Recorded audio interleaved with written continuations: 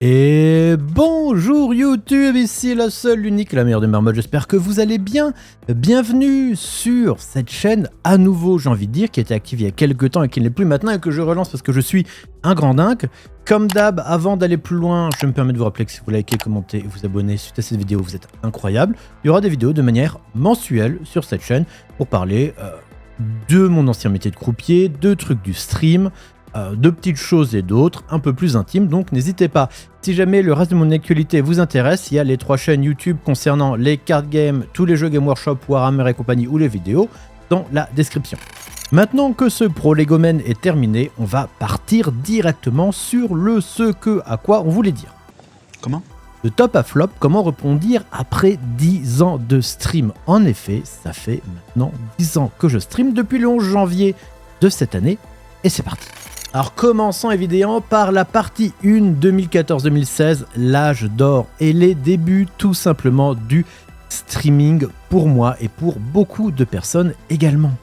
Et donc comme je l'ai dit, le début a été le 11 janvier 2014 sur la Millennium TV TCG. À l'époque on était sur Dailymotion et il y avait 2 grands jeux, Duel of Champions qui était mis en place par Ubisoft et qui était dans l'univers d'Heroes of Might and Magic, ou en tout cas plutôt l'univers de Might and Magic, et Hearthstone, le bien connu par Blizzard.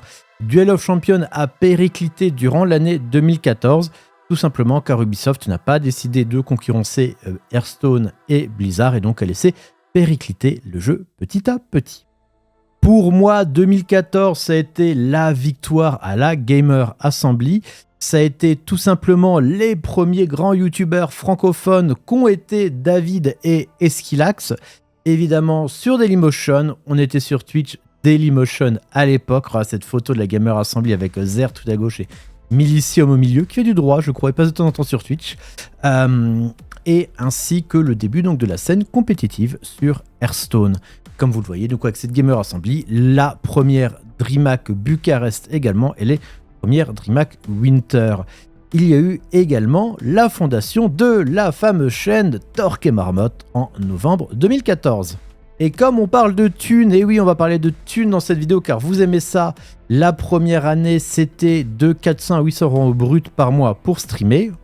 Et mon YouTube perso m'a rapporté 19,27 € brut par mois. Parce que ici on est dans la richesse avant tout. Donc on voit que c'est vraiment le début, hein. Le streaming n'est pas encore professionnalisé, on gagne tous des petites sommes de facto.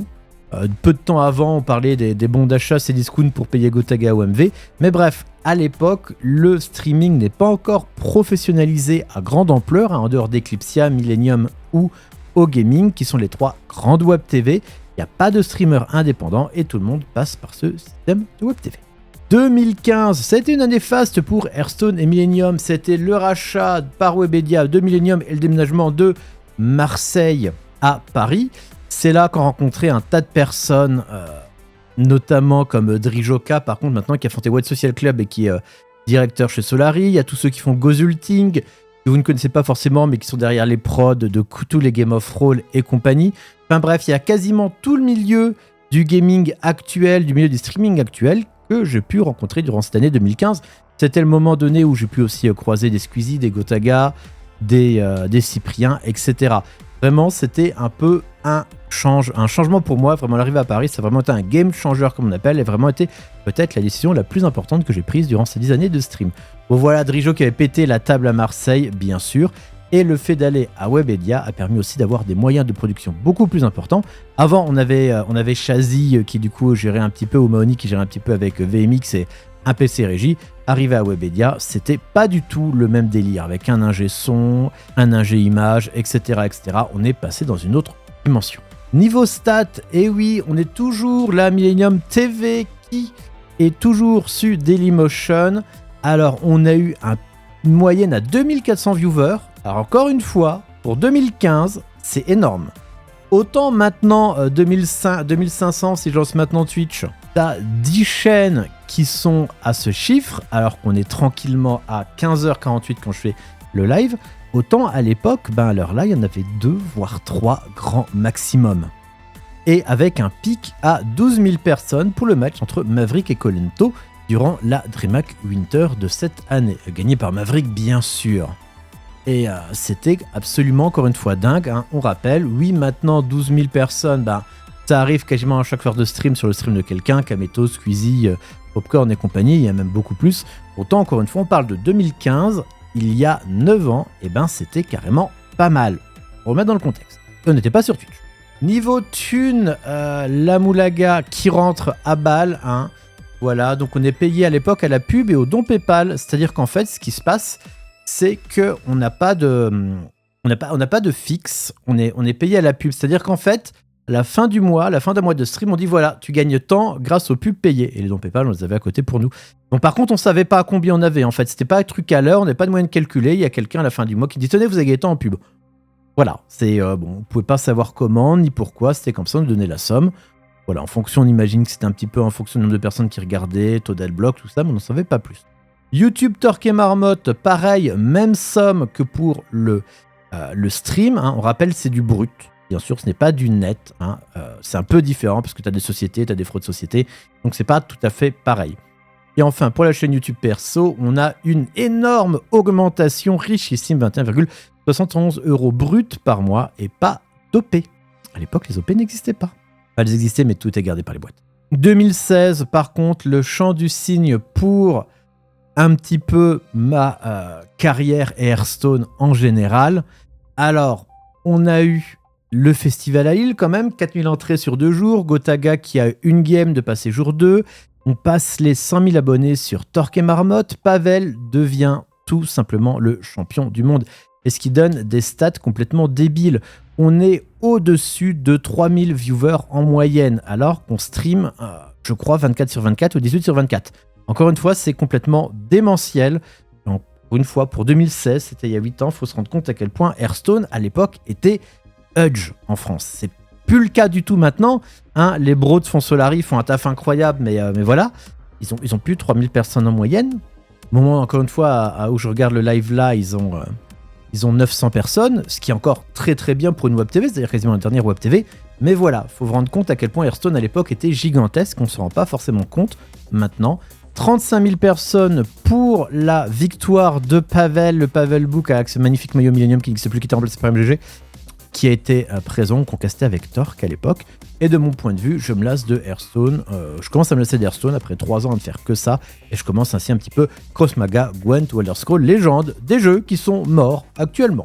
En respiration artificielle. Niveau thune, bien sûr, entre toujours pareil que l'année dernière, en gros 2015-2016. Hein, la moulaga coule à flot.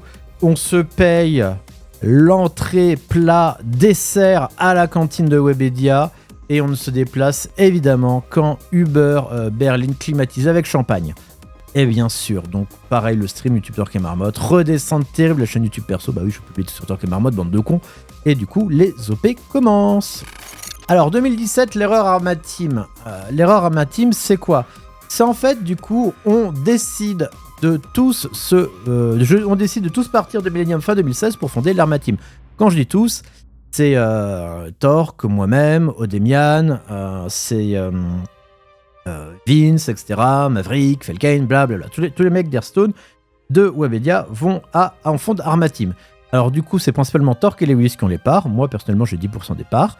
L'idée étant, c'est de tout simplement, en fait, ne plus avoir besoin de Webedia qui nous prennent beaucoup d'argent pour être mieux de notre côté. Alors, je dis erreur parce que ça s'est plutôt mal passé. L'ambiance n'était pas très bonne parce que je pense qu'il y a une mauvaise communication principalement. Et en fait, il y avait du coup un non-accord entre ce qui était attendu, ce qui était imaginé d'un côté et de l'autre. Clairement, la communication n'a pas été bonne. De mon côté, pendant que j'y étais, j'étais en CDI à 2000 balles pendant les 8 mois où j'y étais, de janvier au 1er septembre. Voilà, et j'étais streamer et je manageais la web TV.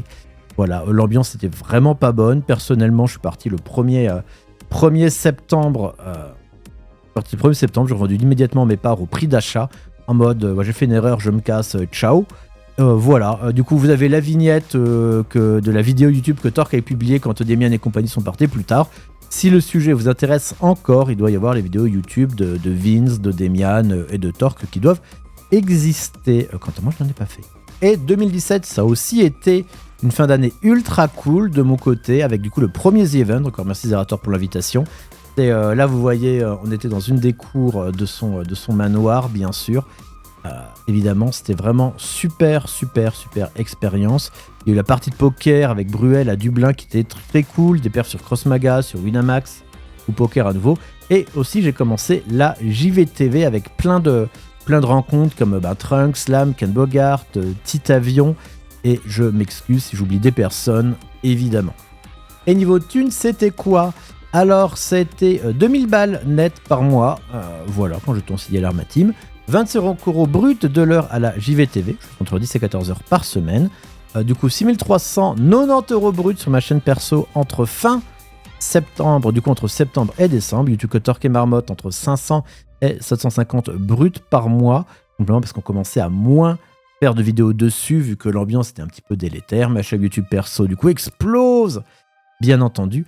Les OP également, 400 500 € brut sur l'année. Et enfin, les stats en moyenne sur ma chaîne perso, 378 viewers pour 526 heures de stream entre septembre et décembre. Partie 3, bien entendu, heureux et indépendant. Ah, la JVTV, bien sûr. JVTV, c'est la continuité de 2018. C'est le deuxième The Event. C'est la session à Torque de mes droits de la chaîne YouTube sur Torque et Marmotte, qui doit être redevenu Torque. En même temps, il l'a racheté, c'est normal. Des événements cool comme le The Event, comme j'en ai parlé là, ou la Zilan avec Lapi, où on s'est fait bolosser, qui est à Arles, la toute première Zilan. C'était également des trucs très chouettes, comme Game of Roll Stars, où on était avec Jill à Eterna, du coup Fibre Tigre en Game of Roll. Plein de rencontres à la JVTV, que ce soit Shishayu, Kenny, Benzaï, enfin plein de monde, du coup, en retournant à la JVTV. Qui était vraiment bonne ambiance. Niveau thunes, c'était un petit peu, c'était un peu comme l'année dernière. 25 € brut de l'heure à la JVTV, 10-14 heures par semaine, toujours pareil, 15 306 sur ma chaîne perso à l'année, Twitch, 1977 € sur YouTube, 13 000 balles sur l'OP à l'année, encore une fois, toujours du brut, et 391 viewers en moyenne pour 1434 heures de stream. Voilà. 2019, ça a été également la fin de la JVTV et le début de Solary Hearthstone, fin de la JVTV qui était absorbée par le stream, bien sûr, et la fondation de Solary Hearthstone. Du coup, on aide les copains, clairement, faisant les allers-retours Tours-Paris, encore merci Tars pour le logement, pendant quelques mois, jusqu'à ce qu'en septembre, je retourne à Metz, qui était un deuxième choix très important. Alors, on va pas se mentir, si jamais actuellement vous voulez faire du streaming, il faut aller à Paris ou à Montpellier. Un peu à Tours si vous êtes fan de Solary, mais c'est clairement Paris ou Montpellier et basta. C'est vraiment les deux places to be. Alors pourquoi j'étais à Metz parce que du coup il y a des gros soucis de santé dans de gros soucis de santé dans ma famille, un truc avec un signe astrologique, enfin vous devez peut-être connaître, un peu au début et tout. C'est un gros bâtard en plus des chevaliers du Zodiac, enfin bref. Donc je suis retourné à Metz, mais du coup c'était un choix vraiment du cœur, familial, un choix que je ne regrette absolument pas, mais d'un point de vue purement professionnel, c'est un choix de merde. Voilà, d'un point de vue personnel, j'ai 40 piges maintenant, il y a des fois des trucs dans la vie qu'on se dit que c'est plus important que le taf. Mais voilà, si jamais vous vous demandez ce que vous devez faire en streaming, où vous devez aller, c'est Paris ou Montpellier. Le reste de la France n'existe pas. Voilà, vraiment, ça, on peut dire oui, mais Lyon, un peu un tel. Non, c'est Paris ou Montpellier, point, c'est tout. Du coup, niveau thune, le stream, 25 € brut, toujours pareil sur la JVTV, le temps que c'était en cas. C'était exactement pareil sur la Solary Hearthstone, quelques mois où j'y étais. 21 000 € brut sur ma chaîne perso, 1577 € brut sur l'année, et on voit que les OP explosent. Alors, c'est exactement le moment donné que je vais appeler l'ère moderne. C'est le moment donné pour moi où il y a un avant et un après, parce qu'on est vraiment dans le moment donné où ce sont les OP qui rémunèrent beaucoup plus que le reste. Et pour tout le monde, pour absolument tout le monde, on est à un moment donné où du coup, on commence à avoir des marques qui enlèvent de plus en plus les budgets pub des sites internet ou des magazines ou autres, puisqu'ils ont des moyens de communication qui périclitent, et qui vont de plus en plus aller sur Twitch. Également, ils enlèvent de YouTube. Ils vont de plus aller sur Twitch, et du coup, c'est vraiment le moment où, pour moi, en tant que créateur de contenu, ta source première provient des OP. C'est vraiment l'année, cette année 2019, qui vraiment, pour moi, a changé la donne. Et ça va être encore plus confirmé après les années suivantes avec le Covid. Et oui, 2020, c'est le Covid, du coup, qui a apporté énormément de changements. pour moi, l'année 2020 et le Covid, c'était le dernier grand changement qu'il y a eu dans le stream que j'appelais moderne qu'on a depuis 2019-2020. Voilà, il y a eu énormément de changements, il y a eu des personnes qui ont eu des poussées fulgurantes et qui du coup galéraient un peu avant, qui s'en sortent très très bien maintenant et c'est tant mieux pour eux. Genre Mintos par exemple. C'était pour moi le dernier event où j'ai participé, où on a gagné le quiz du JDG sur une magnifique découverte d'urgence avec Magla. C'est également ce que j'appelais l'ère de l'OP. Comme du coup j'en parlais déjà avant. Niveau thune, et ben voilà, niveau thune, on en est pareil. 28 400 € bruts sur la chaîne perso, 3 200 sur YouTube, 47 000 sur les euros bruts sur l'année et 369 heures en moyenne pour 2000 heures de stream. Bah oui, il y a le confinement, il n'y a pas grand chose d'autre à faire dans l'année à part stream, du coup on a tous stream comme des bâtards. Bref, c'était la dernière belle année des heureux et par contre, forcément, vous en doutez au vu du titre de cette vidéo que c'est beaucoup moins drôle maintenant. 2021-2024, une pente si douce et vous allez comprendre pourquoi. Alors, bon, déjà, avant toute chose, il y a eu des moments très très cool, comme du coup des moments top, comme la rencontre avec Maf, grâce au Covid notamment, qui est devenu un très bon ami et que j'ai grand plaisir à avoir découvert par ce moment. Des changements également avec tous les sudistes qui sont mis à Warhammer, bien sûr, et évidemment ce qui a permis du coup de redonner une hype à Warhammer, pour moi bien sûr, parce que j'étais vraiment fan quand j'étais petit, j'avais arrêté comme beaucoup de personnes avec l'adolescence. Et enfin, le Hellfest avec PlayStation, qui était une expérience extrêmement cool et qu'on a fait avec Petit Avion, qui n'a pas été reconduite depuis, mais que je garde dans mon cœur parce que c'était vraiment un moment au top. En plus, c'était la double année du Hellfest, c'était le feu. Et donc, l'évolution, bon, les chiffres, ils parlent d'eux-mêmes, que ce soit une évolution de viewers, de spectateurs moyens, avec chaque fois vous avez durée de stream en moins. Alors, la dernière année 2024, c'est parce que du coup, au moment donné, je fais de vidéo, on est fin septembre. L'évolution, pareil, des revenus Twitch en annuel brut, les revenus YouTube en annuel brut, et enfin, les revenus par OP en moyen annuel brut. Donc, comme on voit, tout descend. Donc, à pas se mentir, c'est une chute qui est petit à petit. C'est pas une grosse chute, c'est vraiment une chute. On descend genre de 2,5%, puis on remonte de 1,4%, puis on redescend de 2,3%. Puis on remonte de 4%, puis on descend de 5%. C'est pour ça que j'appelle ça une pente si douce, parce qu'en fait, là, du coup, vous avez un gros schéma année par année, mais c'est vraiment des petites vagues. Ça monte, ça descend, ça monte, ça descend, avec des très bons mois, des moins bons mois, mais in fine, sur le long terme, ça crée une chute, et vous voyez, la chute est quand même extrêmement importante. C'est un schéma pernicieux et difficile à briser, parce qu'en fait, on arrive vraiment dans cette spirale où tu fais des trucs qui marchaient avant, qui marchent de moins en moins bien, et du coup, tu essaies de faire des trucs qui marchent moins bien, et du coup, tu investis dans un autre truc qui marche pas bien, et du coup, tu tentes de faire autre truc qui marche pas bien. Bref, du coup, ça crée une situation un peu compliquée, sachant que pour faire fonctionner la Marmotte Worldwide Company, bien sûr, il faut 50 000 balles annuelles. Pourquoi 50 000 balles? Tout simplement parce qu'il faut déjà quasiment 30 000 € pour me payer mon SMIC tous les mois. Quand tu es patron d'une entreprise, tu n'as pas d'allègement d'impôts. Et les 20 000 € restants vont être pour payer du coup l'URSSAF, compagnie, tout ça. Ça va être également pour payer les trucs un peu cons comme l'électricité,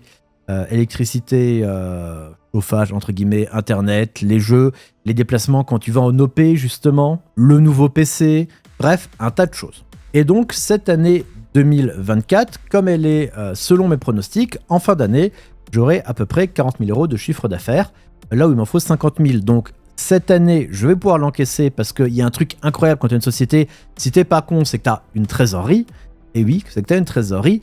Mais cette trésorerie, elle va être mise à mal. Cette trésorerie, à la fin de l'année 2024, elle va être à 0. C'est-à-dire que si en 2025, on n'arrive pas à remonter la barre, ça va être un peu les emmerdes.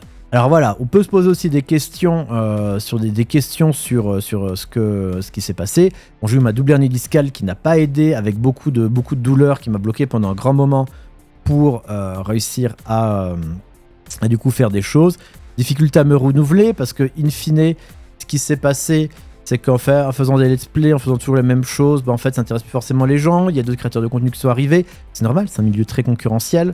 Et donc du coup ça n'a pas été très bon. Choix peu judicieux de ma part également. Je suis un joueur qui était connu pour le compétitif et pour les card games. Je ne faisais plus de compétitif, je ne faisais plus de card game. Au bout d'un moment donné, quand tu te coupes toi-même de de ce que tu fais de mieux, ça peut être un peu compliqué. Donc j'essaie de faire d'autres choses, plus de let's play, organiser un ou deux tournois. Enfin bref, je fais d'autres choses qui n'ont pas forcément fonctionné. Et en fait, in fine, qu'est-ce qui arrive en plus parce que le monde est bien fait? Qu'est-ce qui arrive quand tu es dans le cercle? Tu fais un truc, tu vois que tes revenus baissent, tu essaies de changer, tu dépenses de l'argent pour augmenter tes revenus, remonte pas, ça continue à baisser, donc tu réinvestis, donc tu rebaisses. En fait, en plus, au bout d'un moment, tu tombes en dépression, ce qui est assez normal parce que tu as l'impression de toujours essayer de faire un tas de choses, de ne pas y arriver, de galérer, d'avoir de moins de thunes, et tu te vois comme ça, péricliter petit à petit, à te rabibocher comme une vieille momie. Et bref, c'est chaud au bout d'un moment, voilà. C'est un peu compliqué de revenir de ça, mais il faut à un moment donné réussir à poser les choses clairement, voir où sont les problèmes, et c'est ce que j'essaie de faire avec cette vidéo. Et donc 2024, fin 2024, début 2025, qu'est-ce qu'on va devoir faire? Il faut briser le cercle. Il faut briser ce putain de cercle. Parce qu'en fait, si je reste dans le cercle où je suis là, fin 2025, Marmotte qui stream, allez ciao les nazes, il n'y en aura plus. Donc pour briser ce cercle, qu'est-ce qu'on va faire? On va se baser sur 3 piliers. Mes 3 piliers, finalement les 3 choses que je préfère, où je suis le plus à l'aise, où je suis le meilleur aussi, qui vont être Warhammer, le streaming et les card games. Avant ça, je vais juste vous parler du rôle rapidement de YouTube. En fait, YouTube, actuellement, quand tu n'es pas un gros Twitcher, c'est un peu la base. Pourquoi ? Parce qu'en fait, Twitch ne va jamais mettre en avant d'autres personnes. Et Twitch, en fait, a un vrai côté, le monde attire le monde. Ce qui fait que commencer sur Twitch ou percer sur Twitch actuellement, si tu n'es pas pote avec quelqu'un d'extrêmement connu, qui va t'amener sur tous les events, qui va streamer énormément avec toi, c'est quasiment mission impossible. Ce n'est pas le cas. Il y a toujours des profils, genre des profils e-sport, ou du coup être extrêmement bon dans un nouveau jeu e-sport à la mode. Mais les personnes un peu streamers ou streameuses généralistes, c'est quasiment impossible de percer. C'est quasiment impossible, je sais pas, de passer de 200 à 2000 personnes en moyenne. Quasiment pas. Vous pourrez me trouver bien entendu des exceptions, j'espère que vous me les trouverez, mais c'est rarissime. Je parle en 2024, bien entendu pas pendant le Covid ou juste après, en 2024. Donc ce qui est important, c'est d'utiliser YouTube, parce que YouTube est en fait la plateforme qui va tout simplement te permettre de faire des vidéos et d'être connu. En effet, par exemple, un stream de 6 heures avec 264 personnes en moyenne, on touche 6425 personnes, ce qui est pas mal, mais par exemple, ce qui est moins qu'une vidéo YouTube que j'aurais pu faire sur le top 10 des meilleures cartes d'Hearthstone. Donc, l'idée, c'est que YouTube va te permettre, même si ça rapporte pas d'argent, de toucher des gens. Ça te permet également d'avoir du contenu pour utiliser sur les réseaux sociaux, que ce soit Instagram, Twitter ou TikTok, qui va ensuite te permettre de faire venir après des personnes sur Twitch. On est vraiment sur cette pyramide où YouTube va être la base, le terreau, qui va aider à faire connaître les gens, boum boum boum, pour monter, pour aller vers Twitch, là où c'est Twitch qui rapporte de l'argent, qui est monétisé par les OP. Donc pour Warhammer, on va faire quoi? On va caster des conférences, faire des streams réguliers des news comme Current Data Slate ou des sciences peinture, mais ce qui est plus intéressant, ce que je vise plus, c'est le stream de mes games de tournoi. C'est-à-dire que quand je vais à un event, je stream mes games. On revient sur le compétitif qui est vraiment quelque chose d'extrêmement important pour moi. C'est de pouvoir avoir du coup au moins au début 2 webcams et une caméra transversale pour filmer mes games avec quelqu'un à la régie. De pouvoir avoir la clock en Bluetooth pour que dès qu'on appuie dessus, en fait, on voit le temps restant les joueurs, les points, etc. Encore une fois, c'est quelque chose qui n'est pas fait en France actuellement. Les gens ne streament pas leurs games. Il y a des gens qui castent des games. French Wargame Studio le fait très bien, mais on n'a pas le point de vue joueur qui joue une partie. Finalement, c'est pas différent de ce qu'on connaît en LAN e-sport, à la Lyon e-sport, où les gens castaient leur point de vue. Là, ce sera pareil. Je caste mon point de vue sur Warhammer. Pour les card games, on va faire les compètes en ligne, seulement qu'il sera en stream. Par exemple, l'Open sur Magic Arena au moment donné où je fais cette vidéo. On va faire également des unboxings, qu'on retrouvera également sur YouTube comme un magnifique unboxing de cette boîte collector, où on va également se déplacer en event pour caster mes games avec un setup portable. Là aussi, l'idée, c'est vraiment d'avoir le point de vue. Marmotte va au, je sais pas quel championnat d'Europe dans un card game, ça peut être Magic ou autre. Bim, on caste mon point de vue. Encore une fois, l'idée, c'est vraiment d'avoir ce vrai côté. On me suit dans mes pérégrinations, on me suit le long des rondes suisses, quart, demi-finale, s'il y a. L'idée, encore une fois, de tout ça, c'est vraiment d'avoir ce côté compétitif et vraiment ce côté... Je ne vais pas dire qu'un métaux qui caste ses games, qui casterait un tournoi de LoL, parce que bien entendu, on n'est pas du tout dans les mêmes dans le même optique, mais d'essayer de faire quelque chose comme ça. Pour les 4 games, principalement on fera du Magic, en fait en fonction des scènes compétitives du Magic, parce que c'est là où il y a le plus d'événements, entre le Commander, le Duel Commander, entre le pré-moderne. On aura donc du Lorcana et du Flesh and Blood, qui sont les 2 autres jeux où il y a la scène compétitive la plus active, et enfin du Yu-Gi, Pokémon, Star Wars, Dragon Ball, One Piece, FF ou Altered en fonction des gros événements qu'il y a. Alors à chaque fois, bien entendu, il faudra que je discute en amont avec les organisateurs pour que ça ne pose pas de problème pour eux pour caster les games. Si mes games, ça pose un problème, j'irai pas, c'est comme ça, et ça pose pas de problème, pas de souci, en avant. Pour le stream, on va arrêter les streams de 10 heures à la suite, parce que les streams de 10 heures à la suite, je me suis rendu compte que j'en faisais 2, et après j'étais claqué pour la semaine. On va rester sur des streams genre 7h30, 7h30, 14h15 ou 18h minuit, 5 jours par semaine, pour du coup être en live du mercredi au dimanche, et du coup avoir une plus grande présence en termes journalières sur Twitch, et plutôt que de streamer que quelques jours pendant très longtemps. Qui plus est, streamer 10 heures de suite et qu'une pause bouffe, etc. au milieu, c'était pas une si bonne idée que ça, parce qu'en plus du coup je me dépêchais pour bouffer, j'avais des aigreurs d'estomac parce que je suis vieux, vous savez, hein, etc., etc. Du coup pour les streams, on va continuer à mixer des découvertes, mais on va plus faire comme avant, pareil, 10 heures de stream, 6 découvertes, c'était trop. On va vraiment faire, actuellement c'est Mechabellum, ça pourrait être Slay the Spire 2 ou autre, un roguelike, ou alors du coup un jeu comme je disais Mechabellum en versus, un auto-battler ou autre, et du coup avec un mix de découvertes. Par exemple, l'autre jour j'ai découvert le très bon Ravenwatch, et puis après j'ai fait du Mechabellum, où là actuellement je suis un petit mini let's play Diablo 4 en hardcore, puis je fais du Mechabellum. Du coup il y a vraiment ce côté, on ne va plus faire 10 heures de let's play de Cyberpunk, c'est bien, mais en fait je me rends compte que je suis pas bon sur les 10 heures, que let's play c'est pas mon temps fort, c'est pas là où je suis le plus bien, de bon, de tout. Il me faut des choses un peu des deux, et il faut en fait que je garde encore une fois mon ADN qui est vraiment autour des jeux de versus et des card games roguelike. Les erreurs que je ne veux plus faire, donc comme je disais, plus faire trop de découvertes, moins de let's play, voilà, moins de stream de 10 heures parce qu'après je suis fatigué, également faire comme je disais plus des arcs comme là actuellement lors de Diablo 4 Hardcore, Mechabellum, et pas changer de jeu tout le temps, ce n'est pas une bonne idée du tout. Arrête marmotte, le multigaming, oui mais pas trop. Pour YouTube, sur la chaîne de Card Game, donc on aura des openings, des vidéos react, s'il y a des annonces comme ce qu'ils ont fait avec le Commander, des vidéos fun, donc comme mes 10 plus grosses pigeonneries où je me suis fait avoir sur mes cartes Magic, et des deck tech qui soient du pré-moderne, ou d'autres formats comme du Commander, dès qu'on aura le nouveau format Commander avec les bans et les 4 tiers. Évidemment, les decks qui gagnent quand je passe mythique sur Magic Arena. Sur la chaîne de Game Workshop, on aura des vidéos lore, comme vous avez déjà commencé à voir sur la vidéo contexte sur Space Marine 2. On aura des vidéos de produits dérivés comme les livres. Les livres sont littéralement des produits dérivés.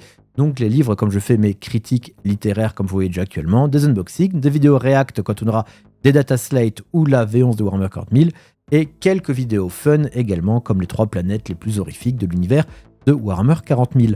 La chaîne vidéo, ce seront du coup les rediffs de gaming, les best-of et les reviews des jeux qui m'ont marqué.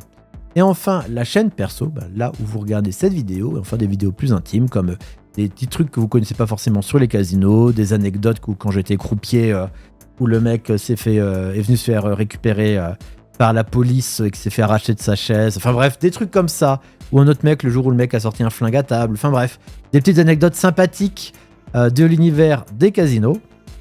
Par contre, bon, parlons thunes pour le financement. Alors pour Warhammer, à chaque événement, une doge de gens sera mise en place, clairement comme pour French Wargame Studio, pour rembourser l'event et upgrade le matos.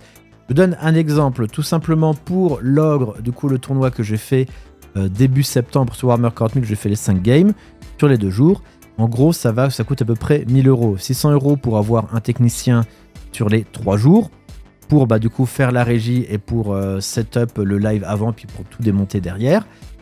Plus du coup l'inscription tournoi, les frais de déplacement, les frais de logement, la bouffe, etc. etc.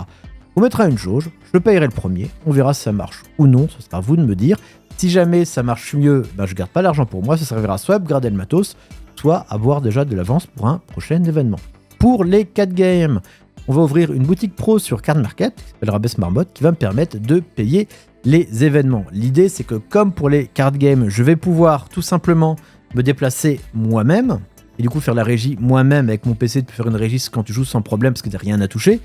Et l'idée est tout simplement que je puisse, en vendant des cartes comme ça, faire un petit peu de chiffre d'affaires, un petit peu de bénéfice, non pas pour devenir millionnaire, mais tout simplement pour pouvoir faire les différents événements.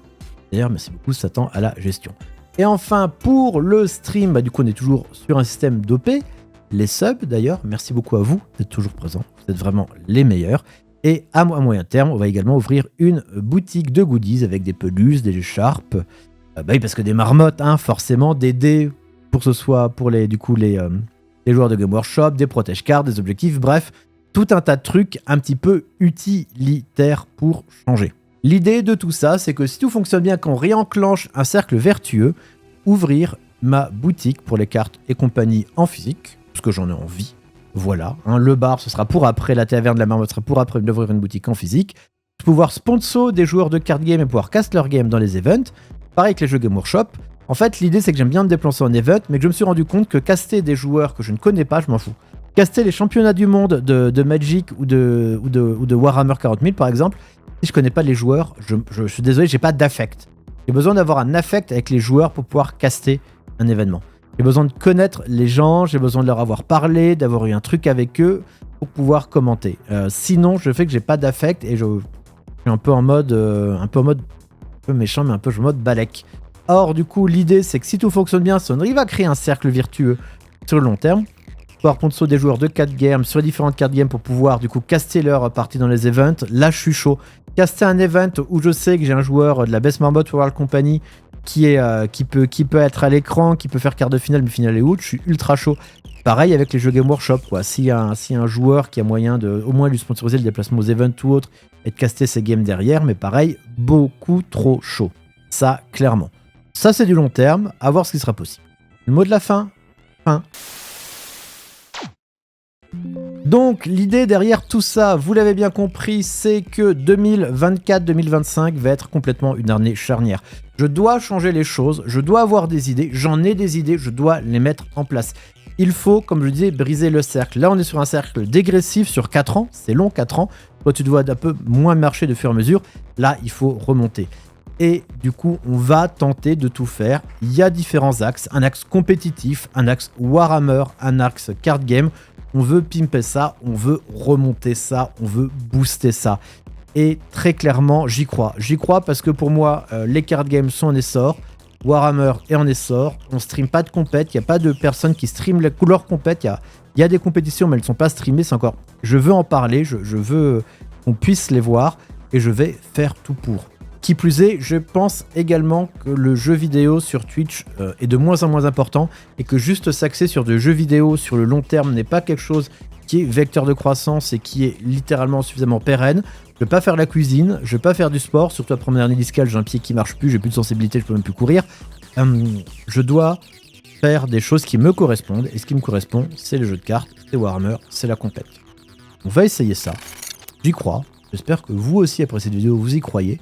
Si vous avez des questions, n'hésitez pas à venir me les poser sur le stream ou sur Discord. N'hésitez pas également à les poser dans les commentaires. Si on a suffisamment, je vous ferai une petite FAQ pour expliquer le pourquoi du comment. Bref, sur YouTube, à très bientôt et que la force soit avec vous. Et cœur sur vous.